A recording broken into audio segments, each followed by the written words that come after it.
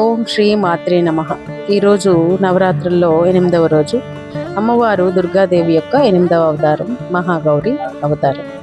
ఆమెను అష్టమి నాడు పూజిస్తారు. ఇప్పుడు మహాగౌరి కథ తెలుసుకుందాం. పార్వతీదేవి భగవంతుడు శివుణ్ణి పొందడానికి హిమాలయ పర్వతాలపై కఠినమైన తపస్సు చేసింది. ఆమె ఏళ్ల తరబడి కేవలం ఆకులు, నీరు, చివరికి గాలి మాత్రమే తీసుకుంటూ కఠోరమైన వ్రతం చేసింది. ఆమె శరీరం పూర్తిగా నల్లగా కృషించిపోయింది. ఈ స్థితిలో ఆమెను కాలరాత్రి అని పిలిచారు. తపస్సుతో సంతోషించిన భగవంతుడు శివుడు గంగాజలాన్ని ఆమెపై అభిషేకం చేశాడు. గంగాజల స్నానంతో పార్వతీదేవి అత్యంత గోరు వర్ణంతో ప్రకాశవంతమైన రూపంతో వెలుగుతూ దర్శనమిచ్చి ఈ రూపమే మహాగౌరి. ఈమె పవిత్రత, శాంతి, కరుణకు ప్రతిరూపం. ఆమెను పూజిస్తే ఆధ్యాత్మిక జ్ఞానం, ఐశ్వర్యం, శాంతి కలుగుతుంది.